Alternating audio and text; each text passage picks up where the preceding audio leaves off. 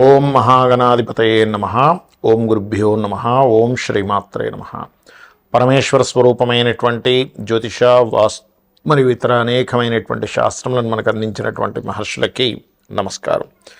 హయగ్రీవ హయగ్రీవ హయగ్రీవేతి యో వదేత్తస్య నిస్సరతే వాణి జహ్నుకన్యా ప్రవాహవత్.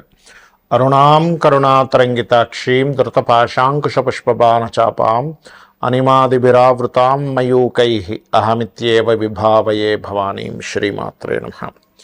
ప్రేక్షకులకి ఆ లలితాంబిక అమ్మవారి యొక్క అనుగ్రహం పరిపూర్ణంగా కలగాలని మనస్ఫూర్తి కోరుకుంటూ మనం ఈరోజు చెప్పుకోబోయే టాపిక్ ఏమిటి అంటే, ముఖ్యంగా రాహుగ్రహం.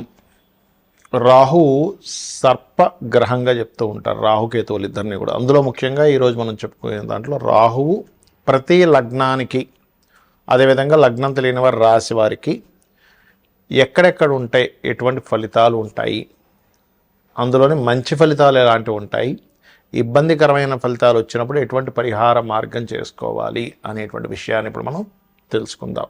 అయితే ఈ విషయాలు చెప్తుంది నేనైనప్పటికీ కూడా చెప్పేసిన సాక్షాత్ లలిత అమ్మవారిగా భావిస్తూ ఒక్కొక్క లగ్నము గురించి మనం తెలుసుకుందాం. ఇక్కడ రాహువు కేతువు ఛాయాగ్రహాలుగా చెప్పబడింది శాస్త్రంలో. అయితే ఈ ఛాయాగ్రహాలు ముఖ్యంగా జన్మజాతకంలో ఎక్కడైనా స్థితి పొందాయి అంటే మనం ఫస్ట్ ఆఫ్ ఆల్ మనం అర్థం చేసుకోవాలి అంటే, మీ లగ్నం నుంచి శుభత్వంగా ఉండేటువంటి ప్లేస్లో మిత్రక్షేత్రంలో ఉందా, శత్రుక్షేత్రంలో ఉందా అనేది ఫస్ట్ చూసుకోండి. అంతేగాని రాహు ఎక్కడుంటే అక్కడ ఖచ్చితంగా పాప ఫలితాలు ఇవ్వాలని రూల్ లేదు, కేతు ఎక్కడ ఉంటే అక్కడ పాప ఫలితాలు ఇవ్వాలని రూల్ లేదు. ఇందులో మరొక విషయం ఏంటంటే, చాలామందికి కాలసర్పదోషం అన్నది ఎక్కువగా చూసుకుంటూ ఉంటారు. ఒకటే గుర్తుపెట్టుకోండి, కాలసర్పదోషం అనేటువంటిది కాలానికి సంబంధించింది. అంటే ఈ దేశంలో ఈ ప్రాంతంలో ఇలాంటివి జరుగుతాయని చెప్పడానికి మాత్రం దేశకాల సంబంధించిన వాటిని ఆ దేశానికి ఏ లగ్నం అవుతుంది, ఏ రాశి అవుతుందో చూసుకొని, ఈ దేశంలో ఇక్కడ సునామీలు వస్తాయనో, లేకపోతే భూకంపాలు వస్తాయనో, కరువు కాటకాలు ఉంటాయనో, గొడవలు జరుగుతాయనో ఇట్లాంటివి చెప్పడానికి చెప్పారు. కానీ జన్మజాతకానికి కాలసర్పదోషం అప్లై చేయమని ఎక్కడ చెప్పలేదు. సర్పదోషాన్ని మాత్రం అప్లై చేయమని చెప్పారు.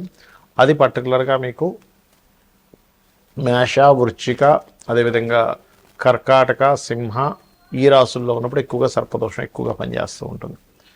అది ముఖ్యంగా గుర్తుపెట్టుకోండి. ఎవరికైనా సర్పదోషం ఉంది, ఇప్పుడు మనం ఇప్పటివరకు కొన్ని లగ్నాల గురించి చెప్పుకుంటూ వచ్చాం. ఈ లగ్నం వాళ్ళకైతే ఇది, ఈ ప్లేస్లో ఉంటే ఇది అని. కానీ లగ్నము, నక్షత్రము, రాశి ఏమీ తెలియదు. అప్పుడు ఏం చేయాలి అంటే, సింపుల్గా మీకు సర్పదోషం ఉంది లేదు అనేటువంటిది సిమ్టమ్స్ ఏమిటి అంటే, ఒకటి విపరీతమైన కోపం వస్తూ ఉంటుంది, చిన్న చిన్న విషయాలకు కోపం రావడం జరుగుతూ ఉంటుంది. సంథింగ్ నెగటివ్ ఎనర్జీ తొందరగా మీకు అట్రాక్ట్ అవుతూ ఉంటుంది సర్పదోషం ఉన్నప్పుడు. అదేవిధంగా స్త్రీలకైతే మిస్క్యారేజ్ అవ్వడము, విదేశాలకి వెళ్ళాలి అనేటువంటి ఒక సంకల్పం తీసుకొని అక్కడికి వెళ్ళిన తర్వాత అక్కడ ఇబ్బంది పడ్డము, లేనట్లయితే ఇక్కడి నుంచి వెళ్ళేటువంటి ప్రయత్నం చాలా మట్టుకు మీరు ఎన్నిసార్లు ప్రయత్నం చేస్తున్నా ఫెయిల్ అవుతూ ఉండడము.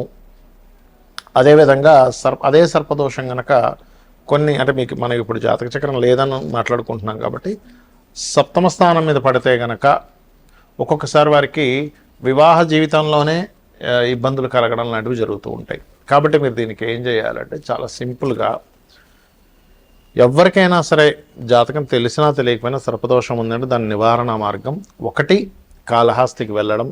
ఆ ఈశ్వరానుగ్రహం, రాహుకేతువులు పూజతో పాటు ముఖ్యంగా అక్కడ ఈశ్వరానుగ్రహం కలగడం వల్ల కాళహస్తికి వెళ్ళిన వాళ్ళకి శుభం కలుగుతుంది, గుర్తుపెట్టుకోండి. రెండవది, నవగ్రహాలలో ఛాయాగ్రహాలైనటువంటి రాహుకేతు గ్రహాల దగ్గర దీపారాధన చేయడము. మీకు దగ్గరలో రావి చెట్టు ఉన్నట్లయితే రావి చెట్టు కిందని మనకి సర్ప ప్రతిష్ఠ చేసి ఉంటాయి కొన్ని, అక్కడికి వెళ్ళి చక్కగా ఒక చెంబు నీళ్ళలో పసుపు, కుంకుమ, గంధం వేసి కలిపి వాటి చుట్టూ ప్రదక్షిణాలు 3 కావచ్చు, లేనట్లయితే 11 కావచ్చు, 21 కావచ్చు, 41 కావచ్చు ప్రదక్షిణాలు చేసి వాటి మీద ఆ సర్పముల మీద వేయడము. అదేవిధంగా సర్ప సూక్త పారాయణము వినడం కానీ చేయడం కానీ చేయాలి. మరియు దీంతో పాటు ముఖ్యంగా మీరు చేయవలసినటువంటిది, రాహువుకి అధిష్టాన దేవత అయినటువంటి దుర్గాదేవి యొక్క ఆరాధన, కేతువుకి అధిష్టాన దేవత అయినటువంటి గణపతి యొక్క ఆరాధన చేయాలి. అయితే ఇక్కడ ఎవరికైనా పర్టికులర్గా ఈ రాహుకేతువుల యొక్క ప్రభావం మరింత ఎక్కువగా ఉందండి, ఏం చేయాలి అని అనుకుంటే కనుక సింపుల్గా ఏం లేదు, మీరు కనీసం 6 నెలలకు ఒక్కసారైనా సరే కాళహస్తికి వెళ్ళి వస్తూ ఉండండి. ఈశ్వరానుగ్రహం ద్వారా కూడా దాని ప్రభావం పూర్తిగా తగ్గుతుంది. మరొకటి ఏంటంటే ఈ రాహుకేతువులు గోచారంలో సంచరించేటప్పుడు కూడా మీ లగ్నం నుంచి ఎన్నో స్థానంలో సంచరిస్తున్నాడో చూసుకోవాలి. అందులో ప్రధానంగా ధనస్థానంలోకి వచ్చినప్పుడు కొంచెం ఫైనాన్స్ విషయంలో జాగ్రత్తగా ఉండడము, 3వ స్థానంలోకి వచ్చినప్పుడు అగ్రిమెంట్స్ విషయంలో జాగ్రత్తగా ఉండడము, 4వ స్థానంలోకి వచ్చినప్పుడు పర్టికులర్గా మీరు ఏదైతే ప్రాపర్టీస్ కొనుగోలు చేసేటువంటి విషయాల్లోని ఇట్లాగా ఒక్కొక్క స్థానాన్ని బట్టి ఆ పర్టికులర్ ఇయర్లో, ఎందుకంటే 1.5 ఇయర్ ఉంటాడు కాబట్టి ఆ పర్టికులర్ ఇయర్లో గోచారంలో వచ్చేటువంటి రాహుకేతువుల యొక్క ప్రభావాన్ని చూసుకోవాలి. అంటే కేతువు కనుక అలా వచ్చినప్పుడు ఒకరికి రాహు కనుక వచ్చాడు 4th హౌస్లో, 2nd హౌస్లో, అలాంటప్పుడు అక్కడ అది కొంచెం ఆ యొక్క విషయాల్లో ఆశను పెంచడము ఇట్లాంటివి ఇస్తూ ఉంటుంది. బట్ ఏదేమైనప్పటికీ కూడా మీ పర్సనల్ చార్ట్లో ఉండేటువంటి కాంబినేషన్స్ని, గోచారంలో ఉండేటువంటి గ్రహాలని మిళితం చేసుకొని చూసుకోవాలి. ఇక ఈ యొక్క రెమెడీ చేసుకుంటూ గోశాలకు వెళ్ళి ఏదైనా చేయాలి అనుకుంటే గోవులకి బెల్లంతో కూడినటువంటి 4 ఉండల్లా తయారు చేసి గోవు తినిపించండి, మరియు గ్రాసము తినిపించండి. రాహుకేతువుల దోషం అనేటువంటి పూర్తిగా తగ్గుతుంది. సింహలగ్నము, సింహరాశి. రాశిలో రాహు ఎప్పుడైతే ఉంటాడో ఇది కొంచెం సింహలగ్నం వారికి తెలియని ఒక అంటే డైజెషన్ రిలేటెడ్ సంబంధించినటువంటి విషయంలో డైజెషన్ ఇష్యూస్ రావడము ఇటువంటివి జరుగుతూ ఉంటాయి. ఇక 2వ స్థానంలో కేతు ఉన్నప్పుడు పర్టికులర్గా ఇక్కడ గమనించుకున్నట్లయితే అంటే రాహుకేతువుల్లో ముఖ్యంగా రాహు గురించి మాట్లాడుకుంటున్నాం కాబట్టి ఇప్పుడు ప్రజెంట్ కేతు ఉన్నాడు సింహం వారికి. కాకపోతే ఇప్పుడు కొంచెం ఒక 4-5 మంత్స్ ఫైనాన్స్ విషయంలో కొంచెం జాగ్రత్తగా ఉండండి.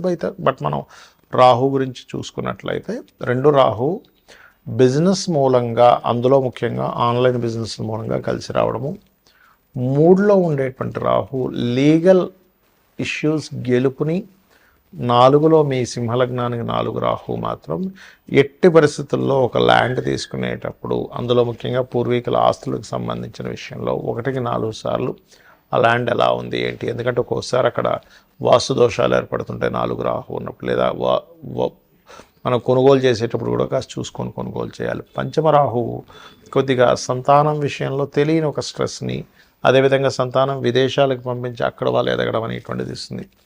6వ స్థాన రాహువు మాత్రం మీ యొక్క కెరియర్ సంబంధించిన విషయంలో, 6వ అధిపతి బాగుంటే పర్లేదు, కానీ లేనట్లయితే ఏమవుతుందంటే కెరీర్ విషయంలో దగ్గర దాకా ఒక స్టేజ్ వరకు వెళ్ళడం మళ్ళీ వెనక్కి రావడాలు జరుగుతూ ఉంటాయి. అలాంటప్పుడు పర్టికులర్గా మీరు ఓం అనాకలిత సాదృశ్య చుబుక శ్రీ విరాజితాయ నమః లేదా ఓం దుర్గాయ నమః చేసుకుంటే బాగుంటుంది.